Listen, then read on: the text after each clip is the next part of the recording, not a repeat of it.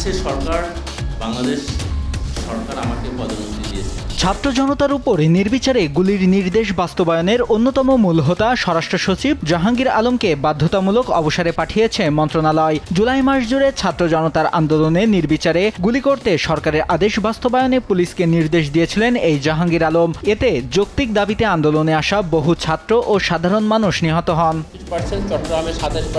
14 August জনপ্রশাসন মন্ত্রণালয় থেকে এ সংক্রান্ত এক প্রজ্ঞাপন জারি করা হয়। প্রজ্ঞাপনে বলা হয়েছে, জাহাঙ্গীর আলমকে 2018 সালের সরকারি চাকরি আইন অনুযায়ী জনস্বার্থে বাধ্যতামূলক অবসর প্রদান করা হলো। জনস্বার্থে এ আদেশ অবিলম্বে কার্যকর করা হবে।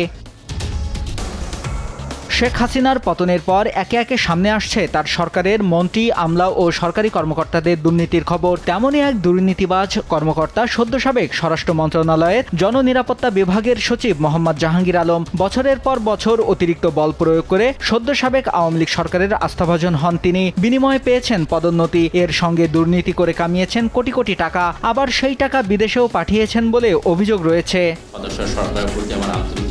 জানা যায়, 2022 সালের 2 নভেম্বর নির্বাচন কমিশন সচিবালয়ে সচিব পদে যোগদান করেন মোহাম্মদ জাহাঙ্গীর আলম। এরপরই নির্বাচন কমিশনে ব্যাপক দুর্নীতি শুরু করেন। এ সময় তিনি হাসিনা সরকারের নির্দেশ মতো কাজ করেন। নির্বাচন কমিশনার কাজী হাবিবুল আওয়াল ও তিনি দ্বাদশ জাতীয় নির্বাচনে কিভাবে আবারও আওয়ামী লীগকে জয়ী করা যায় তার কাজ করতে থাকেন। সে সময় স্থানীয় নির্বাচনগুলোতেও আওয়ামী লীগ সমর্থিত প্রার্থীকে জয়ী করেছেন দুর্নীতিবাজ এই কর্মকর্তা। 2024 সালের 7 জানুয়ারি দ্বাদশ জাতীয় সংসদ নির্বাচন অনুষ্ঠিত হয়। অনিয়মের কারণে বিরোধী দলগুলো নির্বাচন বয়কট করলে ডামি প্রার্থী দাঁড় করায় হাসিনা সরকার। বিশ্বব্যাপী নির্বাচন প্রক্রিয়া প্রশ্নবিদ্ধ হলেও তা অনুষ্ঠিত হয় নির্বাচন কমিশনার হাবিবুল আওয়াল ও তৎকালীন নির্বাচন কমিশন সচিব জাহাঙ্গীর আলমের নেতৃত্বে। ভোটাররা ভোট বয়কট করলেও তারা সে সময় ভোটের পার্সেন্টেজ বাড়িয়ে দেখায়।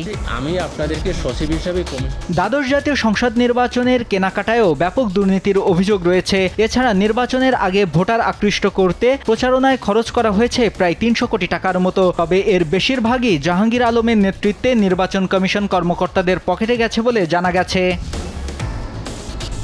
দ্বাদশ জাতীয় সংসদ নির্বাচনে নিরঙ্কুশ সংখ্যাগরিষ্ঠতা নিয়ে আওয়ামী লীগ সরকার গঠন করে। এতে বড় দায় আছে নির্বাচন কমিশনার ও নির্বাচন কমিশনের সচিবের। নির্বাচন কমিশন সচিব হিসেবে ভালো করায় হাসিনা সরকার জাহাঙ্গীর আলমকে গেল 21 মে স্বরাষ্ট্র মন্ত্রণালয়ের জননিরাপত্তা বিভাগে সচিব হিসেবে বদলি করে, যা চলতি বছরের 30 মে কার্যকর হয়। এরপরই সাবেক স্বরাষ্ট্রমন্ত্রী আসাদুজ্জামান খান কামালের নির্দেশে আইনশৃঙ্খলা বাহিনীতে ব্যাপক দুর্নীতি করে জাহাঙ্গীর আলম।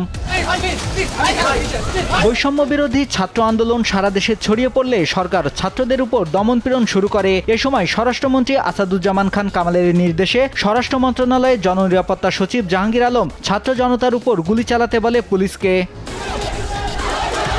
বৈষম্য বিরোধী ছাত্র আন্দোলনে শিক্ষার্থীদের উপর নির্বিচারে গুলি করার বর্ণনা এক পুলিশ কর্মকর্তা সাবেক স্বরাষ্ট্রমন্ত্রী আসাদুজ্জামান খান কামালকে দেওয়ার ভিডিও সম্প্রতি ভাইরাল হয়। সেই ভিডিওতে আসাদুজ্জামান খান কামালের পাশে জাহাঙ্গীর আলমকেও দেখা যায়। ছাত্র জনতার উপর নির্বিচারে গুলি করে হত্যার দায় এই কর্মকর্তা এড়াতে পারেন না বলে জানান সচেতন মহল।